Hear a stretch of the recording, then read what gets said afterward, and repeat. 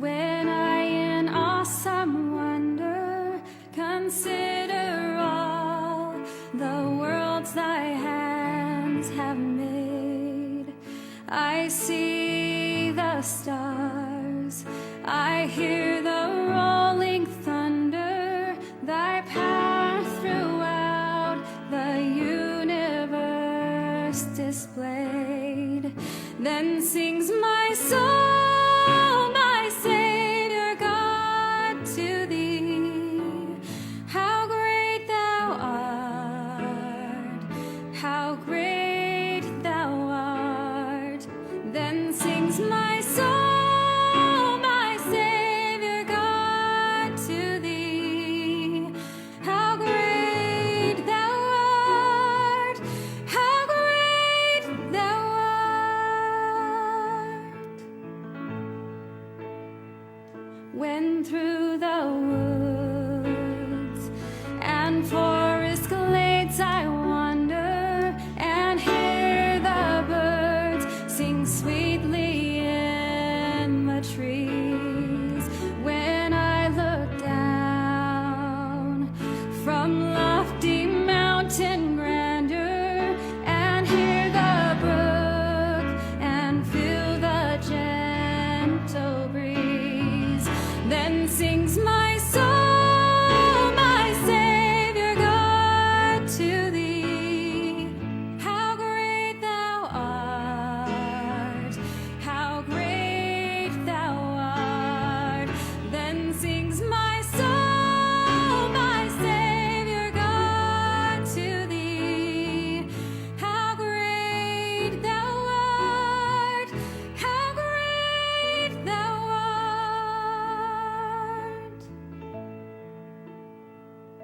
And when I think that God his Son not sparing sent him to die, I scarce can take it in, that on the cross my burden gladly bearing, he bled and died to take away my sin. Then sings my soul, my Savior God, to thee. How great thou art, how great thou art. Then sings my soul, my Savior God, to thee. How great thou art, how great thou art. When Christ shall come with shout of acclamation and take me home, what joy shall fill my heart. Then I shall bow in humble adoration and there proclaim, my God, how great thou art. Then sings my soul, my Savior God, to thee. How great thou art, how great thou art. Then sings my soul, my Savior God, to thee.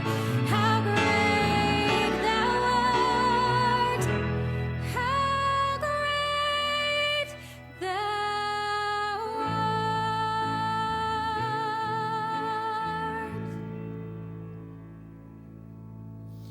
Thank you, Hannah, daughter of Cliven Bundy. I'm William Wagener, your host today, and if you've been paying attention on this channel to my show for the last several months, you have heard me talk over and over about the Bundy Cowboys, how the BLM is running roughshod over them. Well, I've said all along the BLM is wrong. That's the Bureau of Land Management. The FBI is wrong. The FBI is evil. The BLM is evil. All these federal agencies, and oh, they brought out the Las Vegas SWAT team as well. 150 guys armed heavier than I was armed in Vietnam simply to round up cattle, and then they killed the cattle, which was beyond the court order.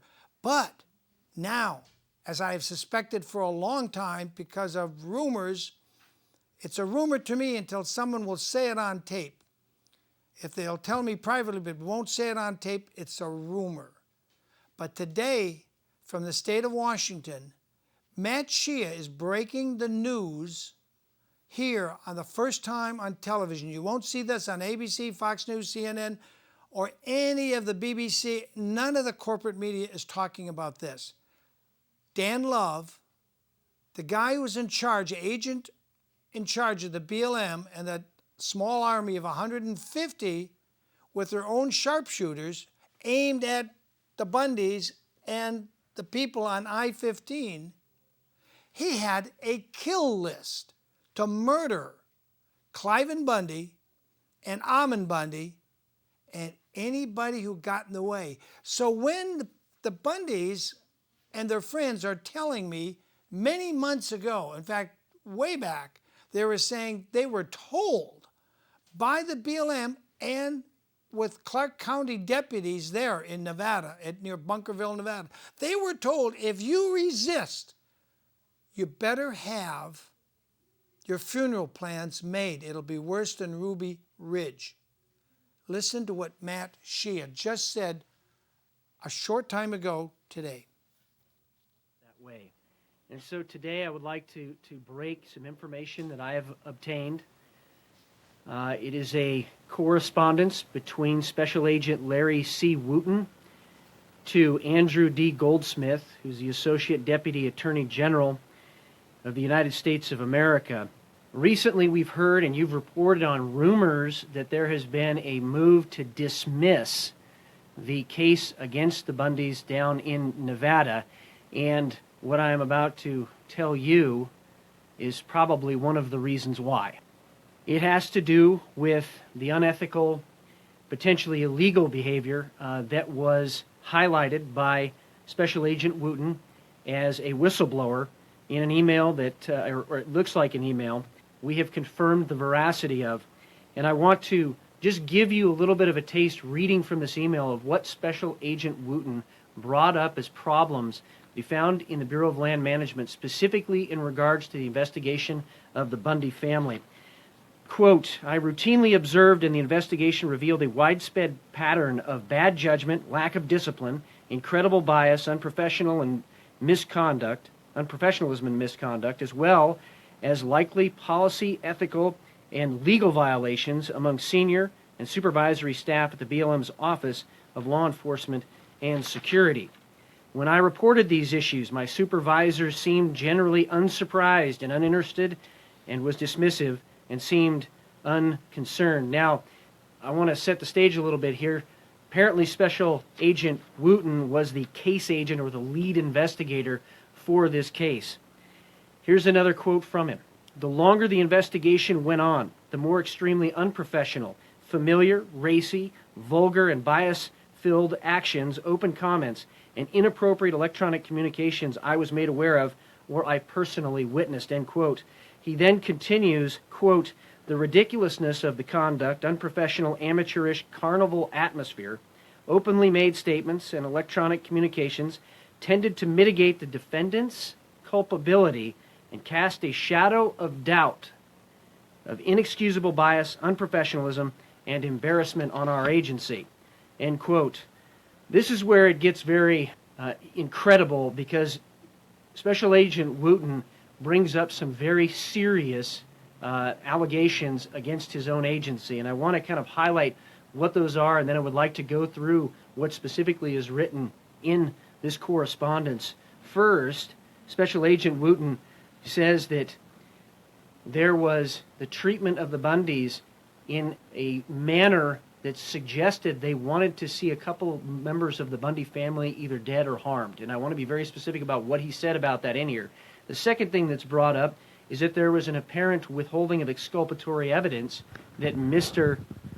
Wooten had brought to the attention of his supervisors. Next was that there was allegations of sexual misconduct inside the BLM's law enforcement arm, and that also there were indeed at Bundy Ranch snipers that had been deployed. Now, it's interesting because I personally have been witnessing the news reports that have been out there, some of the things you've been breaking, that snipers were in fact maybe not there, and that was the government's position in a previous hearing. This document very clearly is the smoking gun, not only in this case, but I believe an indictment of BLM itself, and maybe even potentially the prosecutors that are involved in this case. And I want to read again some of the things that are in here because some of it is so outrageous that I will be sending a letter very specifically to Congress. We'll be sending a letter to Secretary Zinke and the Trump administration so that they can take the appropriate action and prosecute the bad actors for some of the behavior that has occurred inside the BLM. I also want to be very specific that the Trump administration is probably going to be blindsided by this, as I was blindsided by this information coming to me. And I believe that they have been doing the right thing when they have been given the facts, and I have every confidence the Trump administration is going to do the right thing in this case to bring those to justice that have either violated the letter of the law or the spirit of the law or policies internal to BLM. So let me go down a couple of these things that are in this correspondence, again from Special Agent Wooten. Quote, the misconduct caused considerable disruption in the workplace, was discriminatory, harassing, and showed clear prejudice against the defendants, their supporters, and Mormons. Oftentimes, the misconduct centered on being sexually inappropriate, profanity, appearance/body shaming, and likely violated privacy and civil rights. Next, he says, extremely biased and degrading flyers were also openly displayed and passed around the office. A booking photo of Cliven Bundy was and is inappropriately, openly, prominently, and proudly displayed in the office of a potential trial witness and my supervisor, and an altered, degrading suspect photos were put in the office presentation by his supervisor.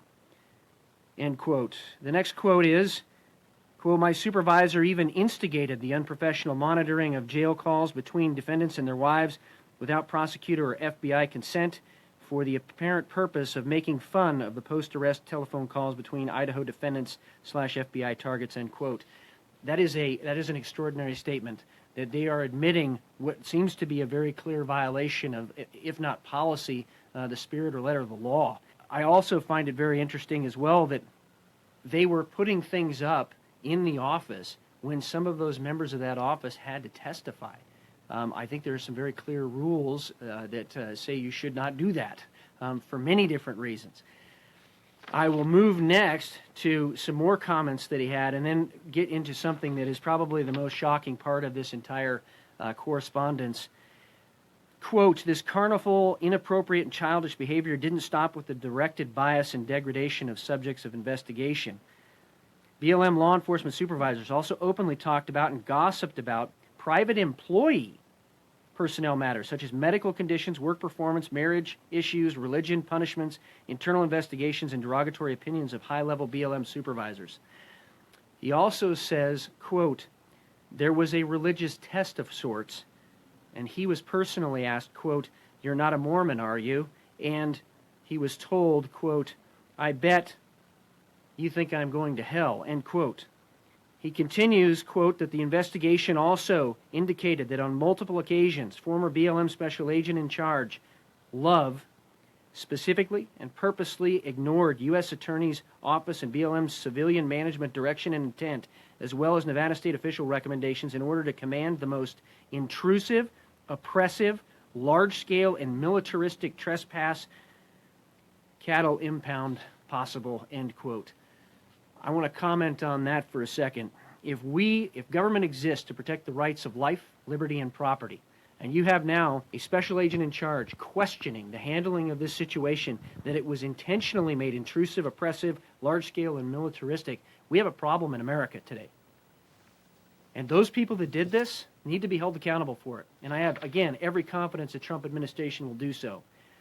It's also interesting to know. We have a problem in America, and that's why I'm wearing my cowboy outfit tonight in honor of the Bundys. They were right all along. the federal government was wrong all along, and Donald Trump, President of the United States since January, on the 4th of December, made a very important proclamation, extremely important, and all your corporate media did a total blackout. You did not see it on ABC, CBS, NBC, Fox News, CNN, BBC. None of them covered it. It was at Salt Lake City, where he did, for the first time in 120 years of federal land grabbing, land taking from ranchers and states and counties, he gave it back. He shrank one place 50%, and the other monument in Utah, this is all in Utah, he shrank 85%. That Clinton and Obama had further did more land grabs to force the ranchers, cowboys out of business so they can't carry on their lifestyle. Now, in case you don't know the background of this, 100 and some years ago, nobody cared. Nobody cared. And these cowboys went out to these desolate places, kept the Indians at bay, fought terrible summer heat, winter colds, and started growing cattle. 100 years ago, the Bundys were the last of 53 north of Las Vegas, from Las Vegas to St. George, Utah. They were the last of 53 that hung in there and did cattle ranching. And the only crime I can find for the Bundys is growing food for you people to eat. That's their main crime, raising cattle and melons. And yes, they had grazing rights established on federal controlled land. That control only took place around the time Harry Truman was president, right after World War II. But the Bundys were there 60, 70, 80 years before that, since the 1870s. They were grandfathered in. And when the state of Nevada was created, when Las Vegas didn't have a single person living in it, the Bundys were up there on their ranch growing steaks for you to eat. And some crazy lunatic named Neil Cornsey, who used to work for that crooked senator from Nevada, Harry Reid, he's even more evil, if it's possible, than that murderous President LBJ who was in on the Kennedy assassination, along with J. Edgar Hoover. And if you watched my show a few weeks ago, you saw that, and that wasn't my production. That was people who had researched this for years.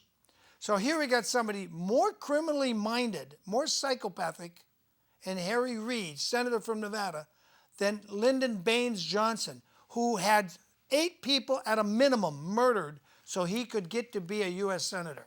And Harry Reid is worse than that. This is the magnitude of the crime afoot. When Donald Trump made that speech, and we played it last week, and it's on YouTube, giving back that land, that hadn't been done by any president, Democrat, Republican, progressive, in 120 years. Nobody had ever done that. That sets Trump apart. You may not like Trump. I didn't vote for Trump. I didn't vote for anybody. I didn't vote because all the choices were that terrible. I refused not only to vote, I unregistered to make sure nobody voted for me. Clue there. And here's a message. Tomorrow, Saturday, in Las Vegas at 333 South 6th Street, from about 4 p.m. to roughly 7:30 p.m., Lou Baker and others are having a rally, and they're going to try to convince people to form their own federal grand jury under that case that I have cited for 2 years since Anthony Williams was on my show, that young black guy back in February of 2015. That case, 504 U.S. 36, a 1992 case where the majority of SCOTUS, that's the Supreme Court of the United States, the majority opinion written by the now dead Antoine Scalia in 92 said, we the people, not the judges, not the legislature, not the president, we the people can form our own grand juries, file our oaths of office, and we're above all 3 branches of government at that point because we speak for the sovereignty of we the people, which is why you always see that banner behind me, we the people. So that's happening tomorrow. And on the 20th, Wednesday of this month, December 2017, we'll find out if Gloria Navarro, who I often call Navarro in her kangaroo court, is going to dismiss all charges. Ammon is out of jail, Ryan's out of jail, Mr. Payne is out of jail, but I understand there's a dozen or so militia that haven't even been scheduled for a trial. And here we have Dan Love, by one of his own agents, being outed. And we're going to see if this gets unsealed.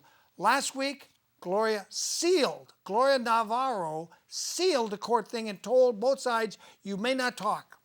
Don't talk about this. This case is sealed. She's trying to hide the criminality of the FBI agents, the BLM agents, and any other federal agents that were accessories to the plot to murder Cliven Bundy, that good cowboy whose main crime is growing food for you and me to eat.